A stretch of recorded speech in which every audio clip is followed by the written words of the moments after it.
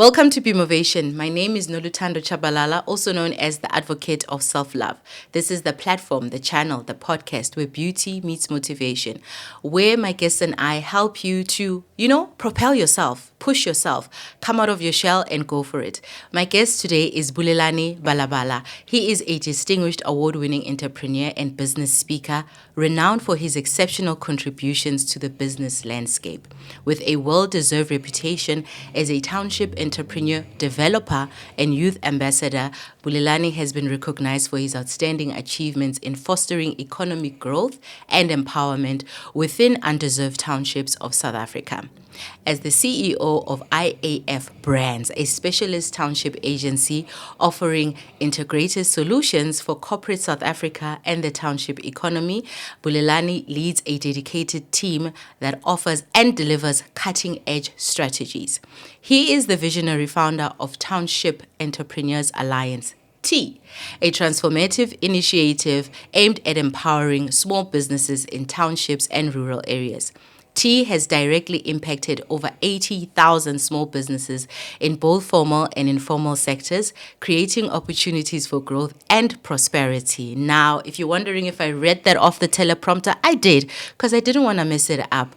My guests are important. Bulelani, welcome to Bemovation, and thank you for making the time. No, man, I'm very excited to be here. I know you are so busy. I mean, he just landed straight from the airport and came here. Yeah, I'm honored. Was this important? Yeah. I know. Thank you.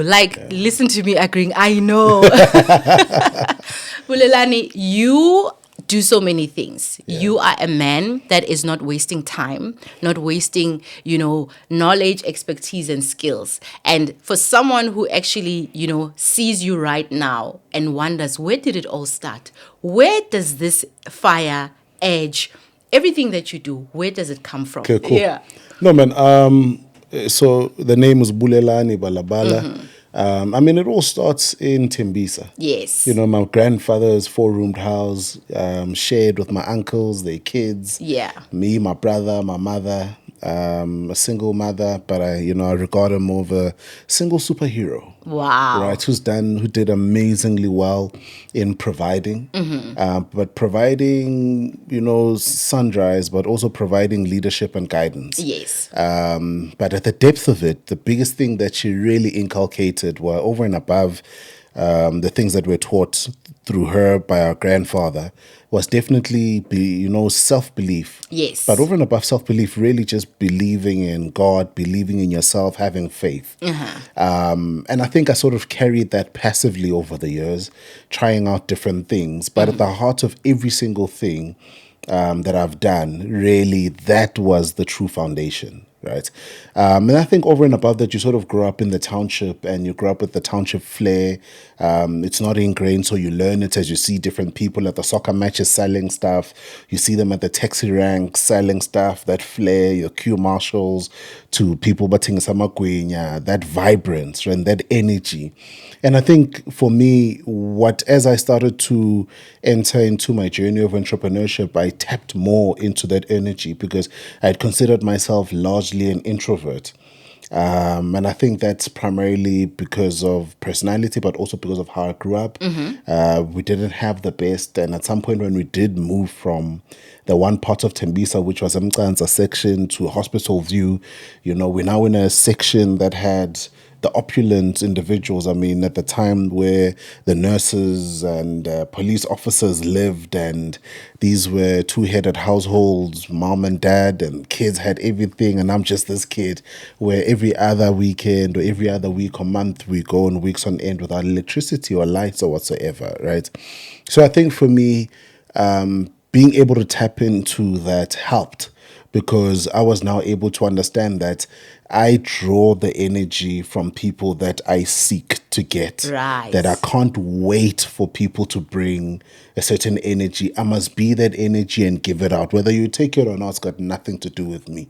My job is because that energy is what fuels me more than anything. You know what you've just shared right now? Literally, links to my next question. The topic of this season is channeling the fire within to pursue your success, wow. And what you've just explained, is that fire. Was there a point when you were growing up or when you were just, being exposed to things where you recognize that fire? And how would you describe it? Because some people say it's that nudge, that feeling, that thing that there's more to life than this. How was it for you? How did you recognize that there's something within you that must be taken out? I think, I remember distinctively, right? It was in 2004, if I'm not mistaken, one of the Fridays they had a youth gathering, right, at Yes. church. Was a bit of an abnormal one because they normally don't have youth stuff on a Friday, right? And they invited an external individual, a gentleman by the name of Hector Mtao at the time, who was a presenter, I think, on one of the radio pop, if I'm not mistaken, back in the day. Yes. And he came, he spoke very well, spoke about a couple of things, but the 2 or 3 main things that stood out for me is, number one, there is more to life than just Tembisa. Find 20 Rand, get on a taxi, go to the nearest town, sit in a restaurant, order repos. They'll give you the newspaper for free, watch people live, And then the second thing that he shared over and above that is, we are the captains of our own destiny. And I think that disrupted my thinking because all along I had wanted to, have a family, live in Tembisa, but have my own 4-roomed house, Yes. drive my own one car, and then that's just my life and have a job and that's it. But that seed that was planted that day, deeply unearthed the fact that I could have the potential to actually be great and do more. And I think that really blew a light bulb. And as a result, I started finding ways of either washing people's cars and getting some cash, getting on a taxi, going to the nearby town so I can experience. So I actually did that. Went to the nearby town, sat in a wimpy somewhere, and I watched people live. Then Rooibos was 3 Rand. Then I sat, newspaper was free, Rooibos was 3 Rand. Got into a taxi. I sat with my last 30 bucks, that was it, for the taxi fare and the Rooibos. And I watched people live. And it was quite interesting. Then watching people of different races, that are living, and you're walking around the city as this curious kid. But that level of curiosity in me sort of opened up. I want to learn more. I want to see more, and that the desire to have deepened curiosity deepened way more. And as a result, I think it was in 2005, and quite interestingly enough, I ran into the gentleman. I think we're the same age. I was a year older, and they were still in high school. I had to drop out of high school. Yes. To go to an FET college because my mother would be running out of money. So the logic was, because I'm going to run out of money anyway, why don't, instead of you finishing matric, why don't you go to an FET college, because the minimum entrance is grade 9. Then you can get some sort of a skill in a trade, maybe get a good or better job. Yes. As opposed to just having a matric, and this might be a little bit difficult for you to find something substantial. Then went to an FET college.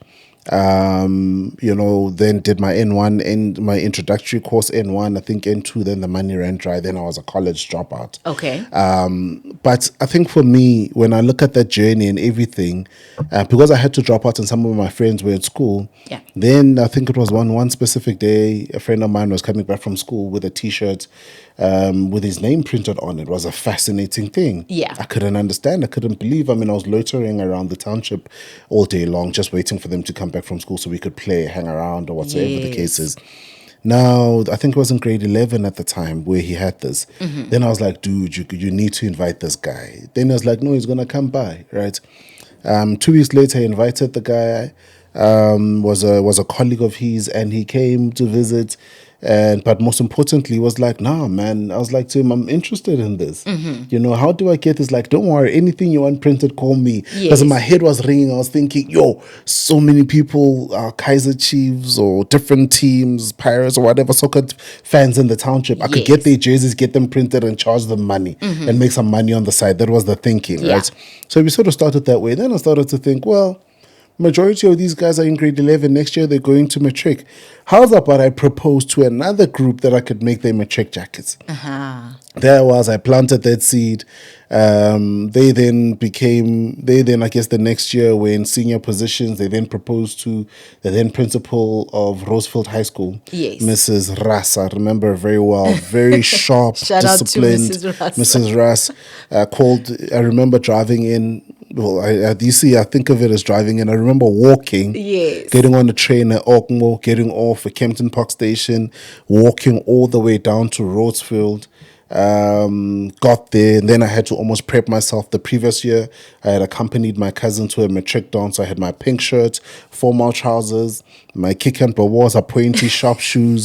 And I had a relay laptop bag, no laptop, but I put some waiters in there, brick and a couple of things just to give it form and weight.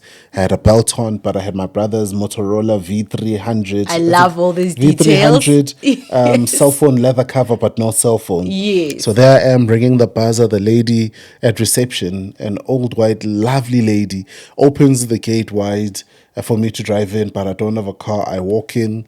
Then I ring the next buzzer, which is at the reception gate. Of course. She opens it up and she says, "Oh, are you not going to park inside?" I said, "No, my driver just dropped me off and he's left to go buy some stuff, but he'll pick me up later." The meeting starts. And just like that, I think it was order number 1, number 2, number 3. But all of that sort of started with that seed that was planted by someone who disrupted the Your way I thinking, thought, yes. what I actually thought was out there in life. But the long and short, so I closed that, is we ended up delivering on that order. They gave us the job. It was 15,720. They paid the 50% deposit. I didn't have a personal bank account or a business bank account. They wrote out a check to me because I sort of convinced them if they write the check out to the business, we're busy with being audited. Because You had game, right? Because I told them we had offices out in Cape Town, a factory in Cape Town. That's where we manufactured. I'm sure she'd look right through me, right? But because of the Yes. pressure from the kids. But lo and behold, we delivered the order. The order was delivered 2 weeks late. I made my first 830. Yes. Sorry, 800 rand. Gave my mother 500. Kept 300. Oh, This was beautiful. in 2006, and she thought I was on drugs or something because 500 was a lot of money then. But I guess from there, that was the seed in that practice. got planted.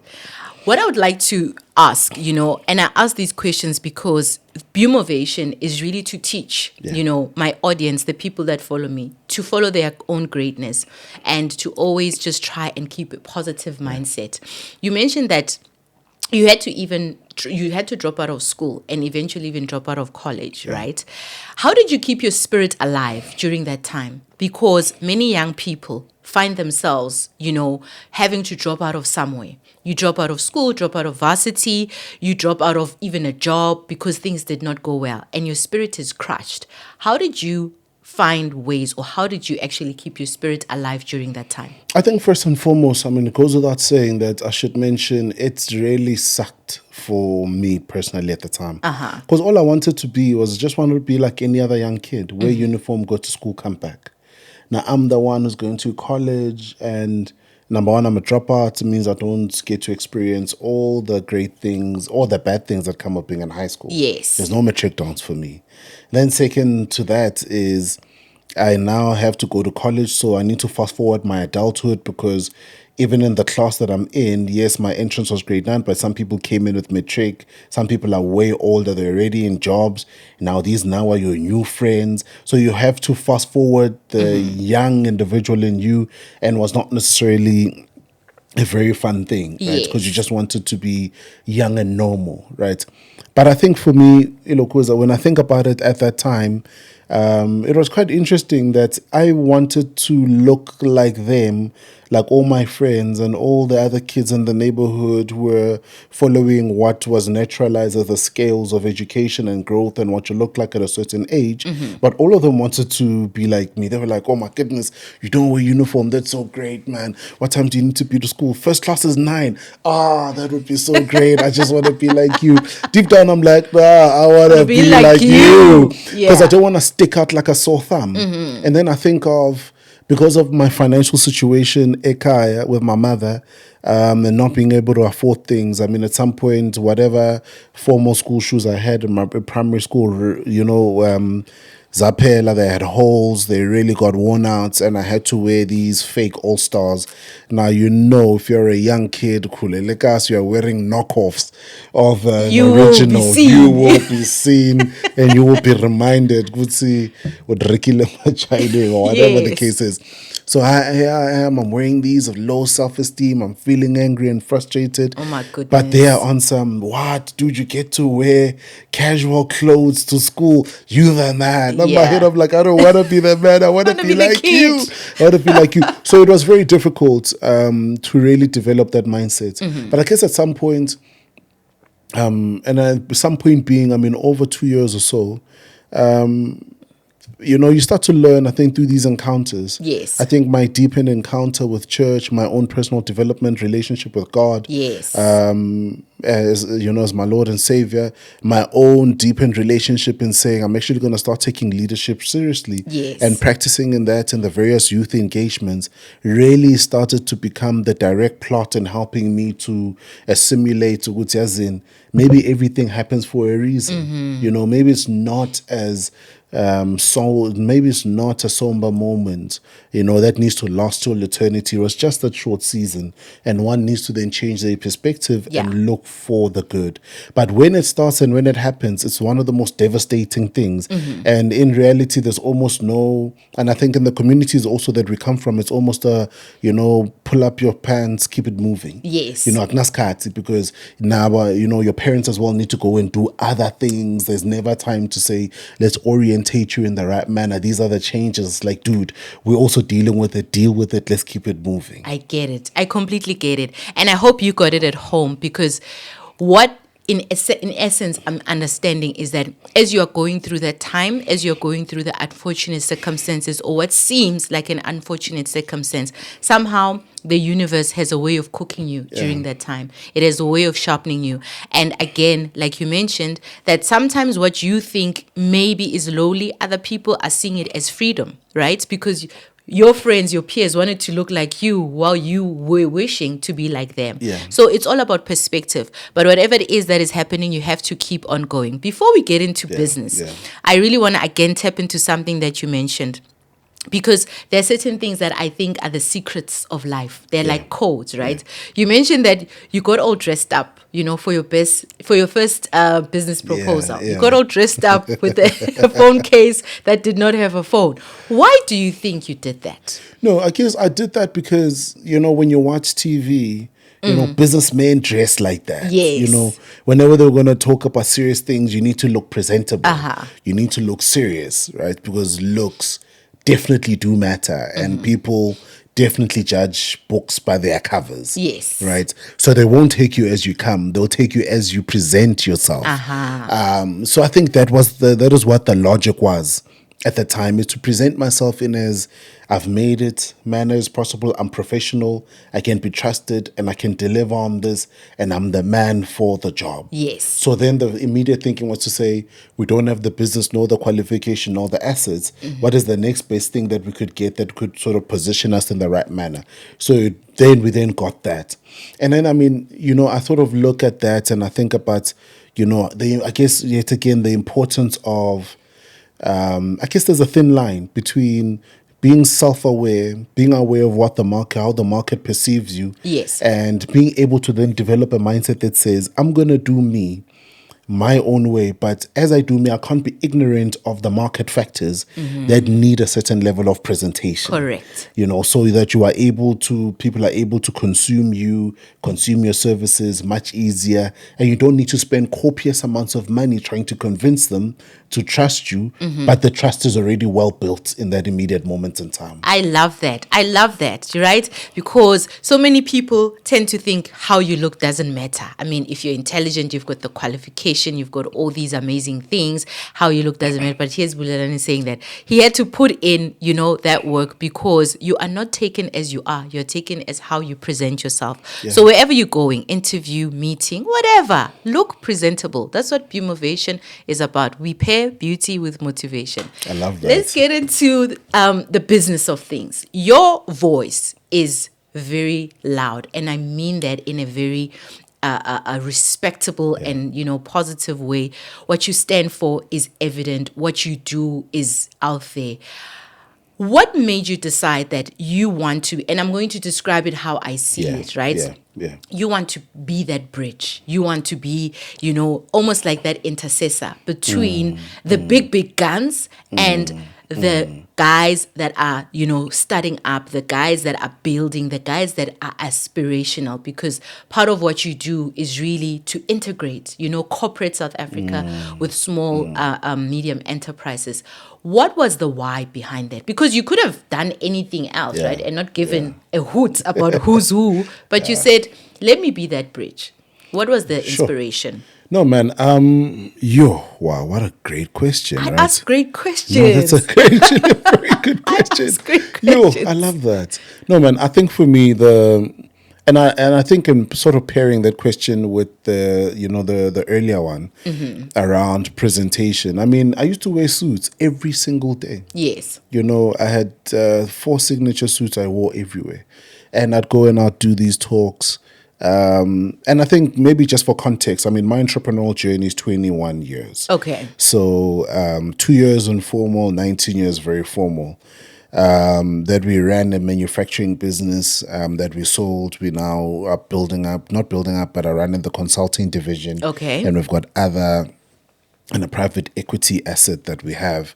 But for me, the biggest thing was at that moment in time, you have to show up a certain manner. Yes.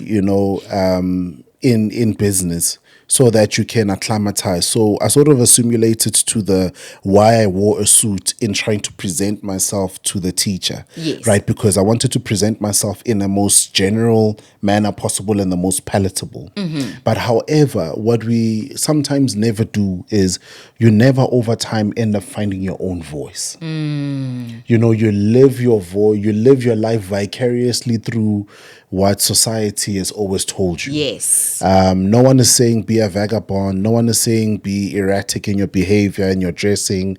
No. We're just saying find your voice, because when you find your voice, then you find your purpose and you find your why. Correct. I mean, I remember sitting in one meeting, with the CMO. I guess not necessarily the CMO, but the co-founder of Joe Public many years ago, a conversation he probably doesn't even remember.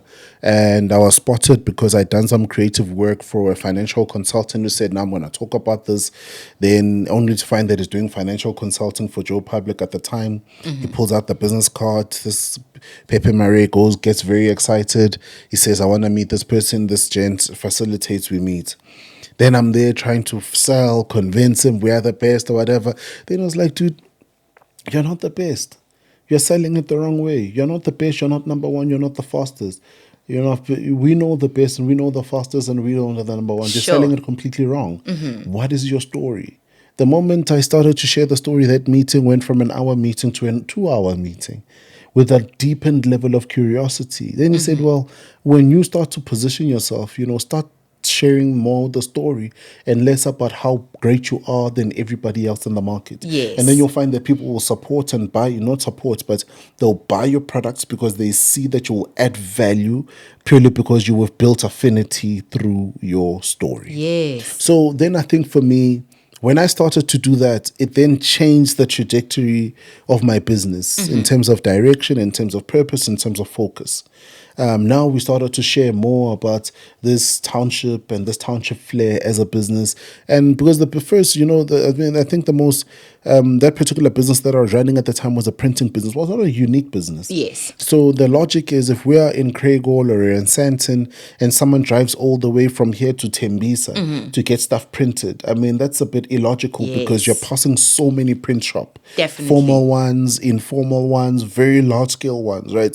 So which is why then the thinking for us was to say, go to where the market is, share the story so you give them a taste of, but never ever get them to a point where they need to think about the logistic nightmare of getting to where you are.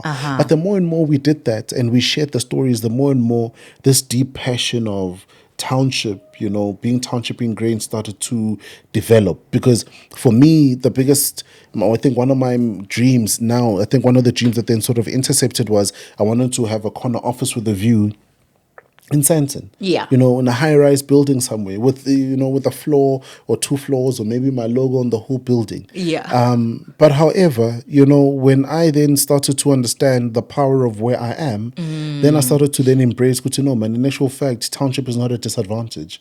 You know, Township is a very, very powerful positioning, Yes. primarily because the mindset of majority of people at the time was to, when I've done well, leave. And there's nothing wrong with that, by the way. There's totally nothing wrong. Yeah. But I think now one wanted to find how then do you differentiate yourself and your positioning of yourself and your business when you don't have what everybody else has. Then maybe could you not position it by, you know, location or your story and other things? That's what we then started to do. But the Yes. more and more we did it, is the more and more corporates and media platforms wanted to hear the story. Is the more and more then the deeper now God's invited onto the various platforms to come share my story. Yes. Then now I'm a speaker. Then now I'm motivating people. But then now it gets to a point where I'm like, this all looks amazing. I'm standing on stage. I'm sharing platforms with ministers, mayors, presidents, business leaders, CEOs, international speakers, you know. But I sit there at some point and I think every time I come from this amazing high, obviously I come back home, which is in Tembisa. I come back home to my business, which is in Tembisa. Yes. And, you know, people celebrate you. But in the celebration, they also have questions. Dude, how do I do 1, 2, 3, 4, 5? Yeah.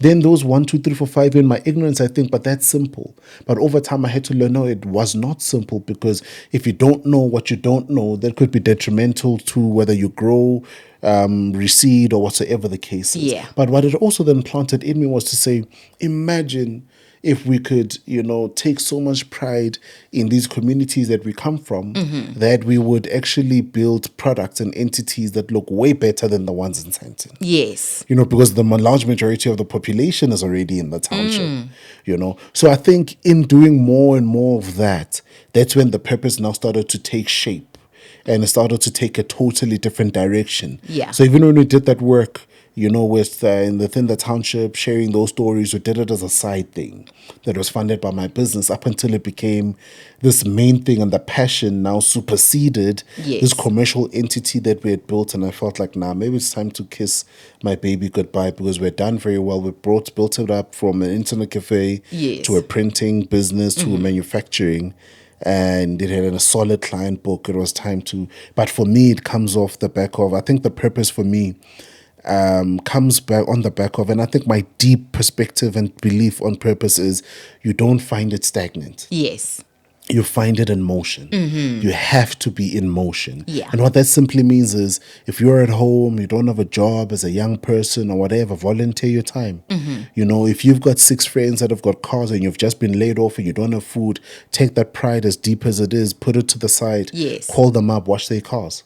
You know, invite them over to your house, wash their cars, let them pay you fair value for that car wash. Yes. You know, you make, if 6 cars, you make 600, or they pay you just a little bit more. But what you are saying to yourself in that time is, I'm aware of the fact that my financial and earning position has changed completely. And because I'm aware of that, I do not have the pride to say I still want to look like you. Yes. When I know that my financial position is not on the same level as you. Yes. I still want to maintain the friendship, but in maintaining the friendship, instead of taking the car to the car wash, I want to be the one who washes it. Yeah. And I will develop the sense of maturity and emotional intelligence to not make you feel bad about the fact that you are paying me, your friend, about washing your car. Why? Nice. Because I understand that it's fair value and it's trade. Yes. The more and more I do that, I'm able to not necessarily cushion the deep blows of all the assets I have and all the deep debt that I have, but I'm now starting to shake that mindset off that says, people like you don't do things like this. And I'm saying, no, people like me are whatever I want to be, because I'm choosing Yes. to change the trajectory of my journey and life every single day. That's just like poetry, but also make it business and entrepreneurship. Okay, did you get that? You mentioned the power of now, which is something extremely important. In fact, I think, if I'm not mistaken, you said that you need to understand the power of where you are, not the power of now, but the power of where you are. And that's so important, because so many times we forget about where we are right now, and we, don't concentrate our forces to go, actually, I don't need to be over there. I don't need to be in that building. I don't need to be in that office. What is happening around me? That's what I got from you, with the entire journey that you've taken us through that. Your work is amazing. And we thank you as South Africa for what you do. Thank you so Because, much, yeah. you know, with the high unemployment rate in our country, we need to, you know, kind of sharpen people's minds that maybe that employment will never come. But what is the power of where you are right now? So we've gotten some tea about tea, right? Because, I mean, Bulelani took us, you know, through the inception, how it came about and what tea does. Now, IAF Brands is also, you know, one of the pots that you cook. Yeah. And how is it different from tea? And another thing, and I hope I'm not asking too many questions. Another thing is, how do you keep a steady vehicle, or how do you keep a steady system? Because as you mentioned yourself, you know, you started this journey not knowing what it could become, and then it became what it has become, and you're a speaker and you are, you know, a mentor, and you're a business person, and you're an entrepreneur. How have you managed to just keep the systems going the way that they should? And that's going to be after you tell us about IAF Brands. No problem. I mean, IAF Brands is, I think the lengthy full name is Intercessor Army Franchising. Yes. And I think how I used to explain it is it means to stand in the gap with discipline, skill, and precision while maintaining a global state of mind, because people never understood. Intercessor Army, do you guys sell bombs? Do you guys sell guns, bullets? Is this the army? I'm like, no, it's not the army. It's, So because of that weirdness in the name, also became such an indelible thing that helped people always remember us.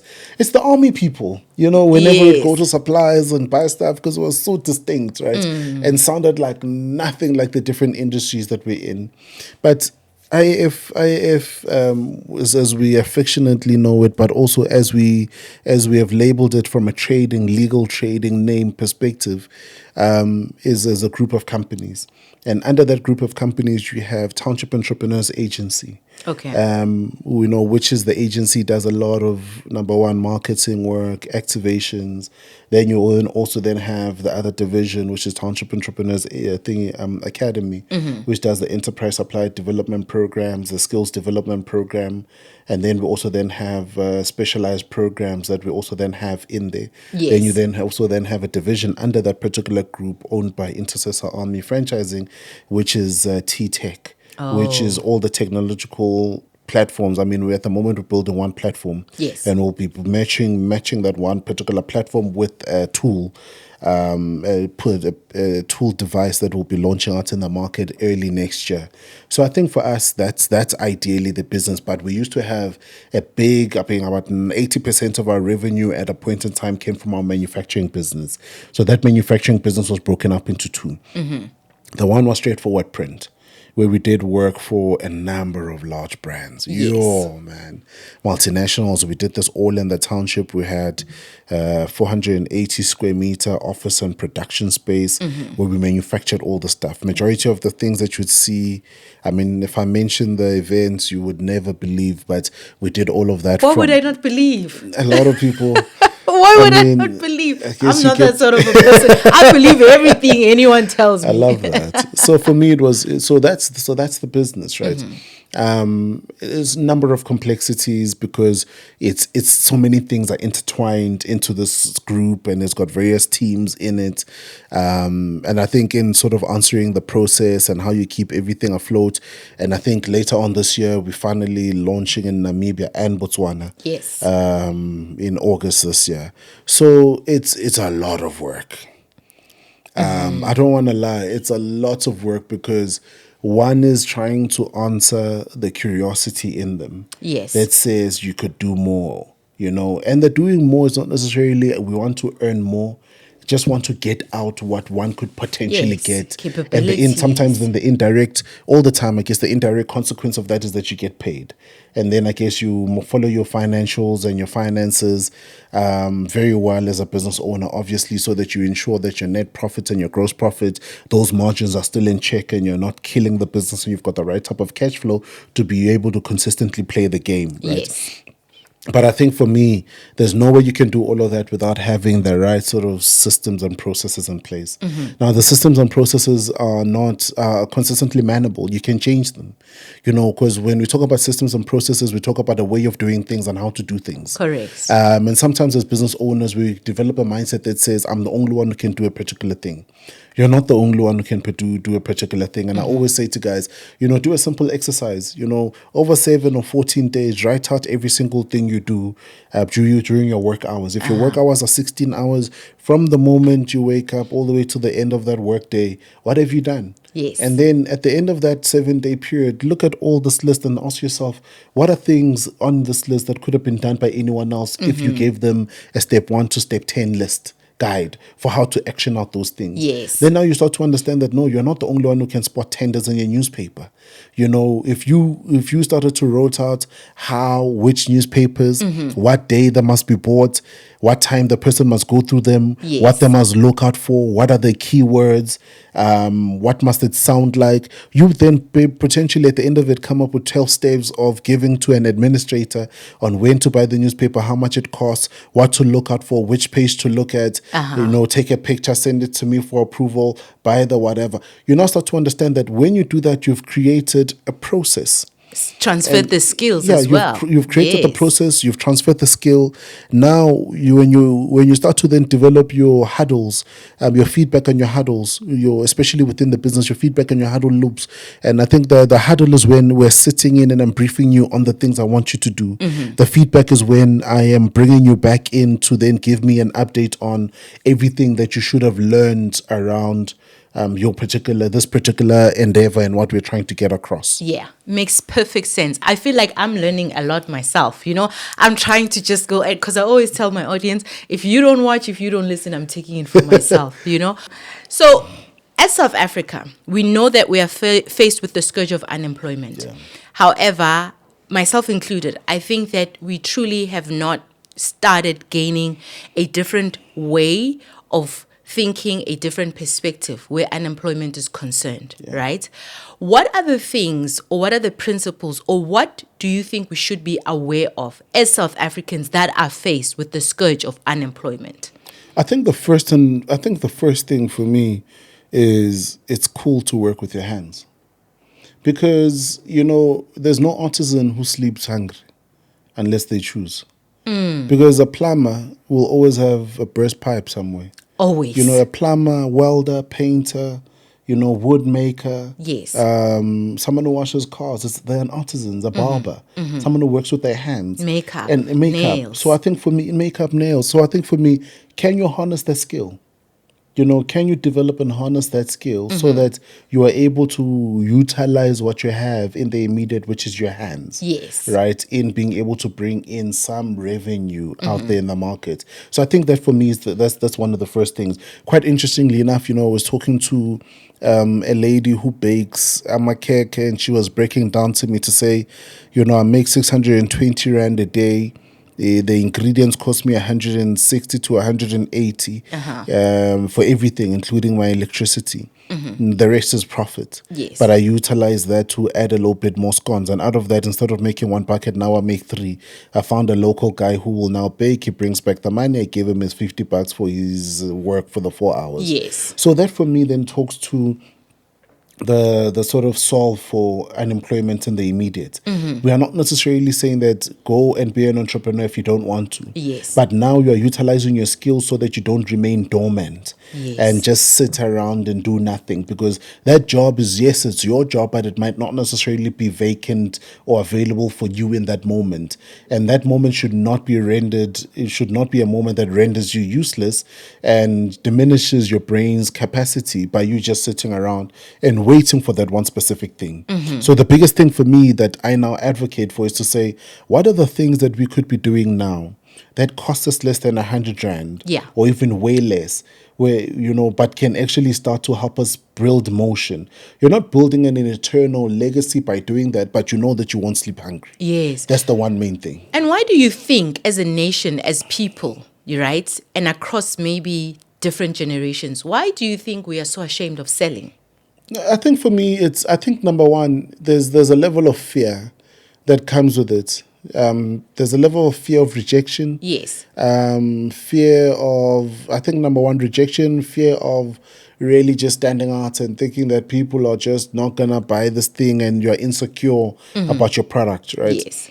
Some of it, at the end of the day, on the other side, is it's ego and arrogance.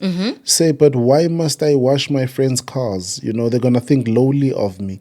But, you know, if you're faced with hunger, it doesn't matter what they think. Exactly. What matters is that you are protecting you, and you are able to protect you by providing for you. And by the way, if they think of you alternate from the friendship that you have developed with them, it means that they don't really regard you as well as they're supposed to regard you. And that then just shows you your real position in Who their you lives. are in their lives and vice So I versa. think for me it's that, but also equally, selling is the most important skill that you can ever harness. You know, the ability to sell doesn't mean you need a product. You need to find someone who's got a good product and you just broker that service and start talking about their product. And what you're saying makes sense, because even in corporate, you still have to sell. I mean, if you're in a certain position and you have to sell your strategy so that it can be taken on by the organization, you are selling. That makes perfect sense. I mean, a job interview, you're selling. Yeah. You know, when you are, it says I'm sitting here, I'm selling. I'm going to pitch for work, I'm selling. Yes. I get employed, I'm still selling, because I'm looking for promotions and increases. When I go to the next company, I must still sell myself. So you can't do that. So selling is something that you can never ever run away from. Yes. But, you know, to operate in awareness means that you need to understand that life is a big pitch. And every single thing that you do, your husband, your boyfriend, your girlfriend, your mother, your sister, your in-laws, you know, you're going to need to sell yourself to them. Yeah. And selling yourself doesn't necessarily mean that we are now commoditizing ourselves. No, it just simply means you need to position yourself, because there are different types of sales as well. Yeah. There's a sell where I'm selling your product. There's a sell where we're doing a product positioning where you understand the features and benefits. There's a sell where we're in an elevator and I'm trying to get a meeting to talk to you about the great picture. There's a sell where now I'm sending a proposal to you. You know, so there are various types of sales. So even in life, there are different types of sales, but all of them are predicated around you positioning yourself and putting yourself out there. But equally, you can't put yourself out there if you've not done the deep work of understanding who you are. You know, in doing the work of talking to, you know, unearthing the fire within, you know, a fire that is not controlled and a fire that is not understood, you know, will spread itself everywhere and burn pieces of itself everywhere. And because you see light all over the shore, you'll think that that light is good light. You know, I think for me, having the self-awareness is having that concentration that says, no, I'm not going to burn my light everywhere. I'm going to burn my life in a specific corner, because that is the corner that is aligned with my purpose. Yes. That for me then becomes the power, because what we then don't do, what we then end up risking over time is we then risk being people who have assets, and because of the assets, society calls us wise and intelligent, but we've got deepened levels of insecurity and we don't truly know who we are. And as a result, our things are the ones that determine our value. And when we are in spaces, we want people to respond to the things that we have and not who we are. And then it ends up then throwing us into deep depression, or we then start misbehaving purely because we think that the things that we have absolve us from any level of respect for any other human being. Ha! You came to preach and you dropped those gems and bombs. That was beyond clear. You know, purpose, alignment, understanding who you are, and take it out into the world. I know that Bulelani is saying it, you know, with entrepreneurship lingo, but if I were to bring it to the Bumovation lingo, alignment and purpose, and present it to the world, as he said, just like I always say, the world, the stage is yours, but it's going to be up to you to play the game. Life is everyone's game, but you have to literally have that mentality, the right mentality to get into it and win and shine.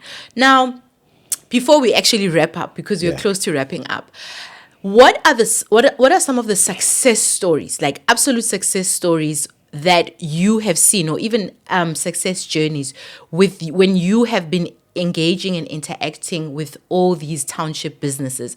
Because, you know, at times certain words, you know, give people the wrong impression. the minute you say township business, people already associating it with poverty, lack of development, lack of success, struggle, all these things. And I know for a fact that's never what you stand for. You stand for progression, elevation, and scaling. So what are some of, one or two success stories that you have seen and would like to share with us? No, for sure. There's so many, but I think for the purpose of the conversation, and I think the big part of it is that, right? It's changing how you see. Changing how you see that corner fruit and veg vendor. Yeah. As not just someone who's selling fruit and veg, but as a distribution center for your product. If you're a big wholesaler, could I find 30 of these individuals and redistribute my product in an aggregated manner through these 100 individuals in one community? Yes. As opposed to trying to pierce the brick and mortar stores that have deep compliance, But you can't achieve that if you don't change how you see them. So if you consistently see them purely as subsistence and micro and too small, and not as a placement for your products and distribution, then you limit the growth of your product in my perceived view and perspective. But I think definitely number one, a lady by the name of Lufuna Rasuasue, an amazing, phenomenal entrepreneur, started a business at the height of COVID. And was mixing detergents, utilizing some herbs, some herbs all the way from her hometown in Toyando, and has been able to grow that. The product is now listed in major retailers nationwide. They've just now moved into their factory. They employ over 15 staff members. Then they were able to buy their first machine, as she says, through the capital that they got from us. Nice. Their first mix-up, because before then they were just mixing in their garage. Yes. But it takes nothing away from her. She's a phenomenal entrepreneur with products that are being used not in Township, but everywhere. Yes. And soon will be used globally. Another gentleman is a gentleman by the name of Guaco Madika, but then who runs a company called ML Sense. Yeah. A phenomenal entrepreneur all the way based in Khayelitsha, who's been able to, through his business, manufacture 3 ranges of products. But then the beautiful catalyst from this when was able to build a distribution model to the business. Now, from the journey that we had, I think his percentage in earnings to where he is now, very inspirational journey. And there's so many more. And then you've got Debatso, who runs a business called Comfort Zone Eatery. I mean, then we've had the pleasure of equally with him as well, supporting with some machinery and equipment, but much later on in his journey. And that's doing extremely well. But he started attending our workshops, I think it was in Matric in Tembisa at the time. So with the 3 entrepreneurs, and there's over 80,000 of them that we've worked with, our role really is only 1%. We don't show these stories to take away from their light and shine, but for us to remind you that it's actually possible. And here are people that are grafting every single day, that are knocking on other doors and accessing other opportunities. And I believe that you watching or anyone else watching can also do the exact same thing. Where you graft, where you work, where you strategize, where you position, where you go out there to grow yourself. But Township for me is the next. But I think for me, Township is definitely the next frontier. Number one, Township is the number one exporter of the best resources in the country. Black coffee is one of them. And there's a Miriam Makeba is another Bulelani one Balabala. of them. Definitely. I mean, come on. No, you're right. I mean, look at Maklosa now. Maklosa is all the way in New York. So for me, I always say, don't undermine the townships that you come from. This is not a call to say, go now open offices in townships. This is a call to say, build businesses that emulate who you are. You understand? And in emulating who you are, they will have your essence and your Africanness and your South Africanness in whatsoever service and offering and product offering that you're trying to put out into the market. And I think the one question that I always get that I'd like to not leave here without putting out, I always get the question, why Township? Why not just entrepreneur? Because of our focus. The data says there's over 1.8 million. I think in June, not June, now in April, the stats came out. There's over 1.9 million informal traders or businesses. And our firm view is simple. If if there are so many, who's catering for them? Let's then take a spotlight shift. Yes. And we will then be the one place that will make big noise about them, and then all other 1,000 organizations can help them scale and grow. But it's to make sure that you understand what the plight is, where they want, where they'd like to grow, what the industry is in, what the misconceptions are, what the misperceptions are, so that you then move away from that ignorant mindset and that view from what the township is. I got that. I love it. Thank you so much.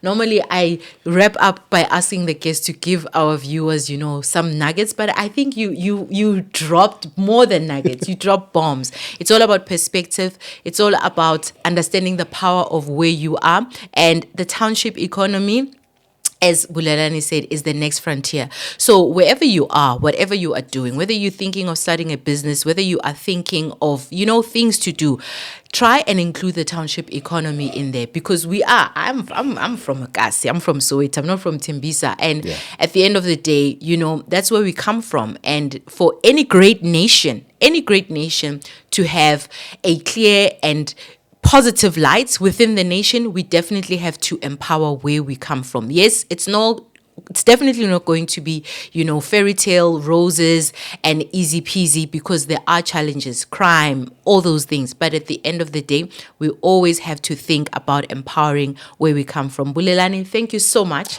for your time. This has been absolutely empowering and absolutely informative. I wish you nothing but the best, because what you are doing is giving life to many other lives, because we know when a business is doing well, a family is bound to, benefit. Kids are going to go to school, there'll be food on the table. So what you are doing is an absolute blessing, and it actually makes sense why you were led the path that you were led on, right? Yeah. Do you not think, when you think back, that all of the things that happened, right, it was for you to become a pioneer, a voice, because you are now literally one of the biggest voices of the township economy, because you lived that. Sure. No, man. I mean, wow. And I mean, only now when I think about it, I can take appreciation. Yes. When it's happening, you don't take appreciation. Yes. Yeah. So I think for me, always be happy to take the scenic route.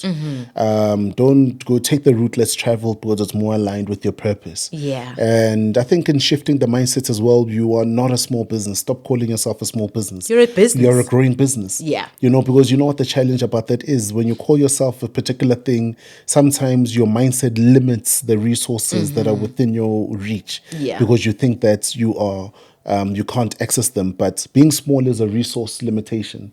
It is not a mindset limitation, because when you're in the room with billionaires and you're supposed to speak to that, you should not be able to develop imposter syndromes and be scared to speak and not know what to say. But sometimes we then get to that point where opportunities are presented and we don't know how to address them, because we think, I don't have capacity. Yeah. But you should never ever limit your mental capacity to your resource limitations. You should be able to get onto any jet and any boardroom and be able to speak to the CEO directly, even though you've got one administrator and one computer back at home, and the computer doesn't even have data. Why? Because the limitations of the resources are not the capacity mindset limitations. Because when they say to you, here's 100 million, you know that you would have been able to assimilate a network of individuals that will help you in delivering on that. Such passion. I love your passion. We were supposed to say goodbye. Yeah, and then we started we started a whole thing, but never agree with your circumstances. Go for it. This is Bumovation, episode 14, the very last episode, and I'm sure you understand why we had to close it with a bang. So tell your mom, tell your sister, tell your cousin, tell your colleagues, even tell your ex to subscribe to this channel so they can be a better person. Until next time.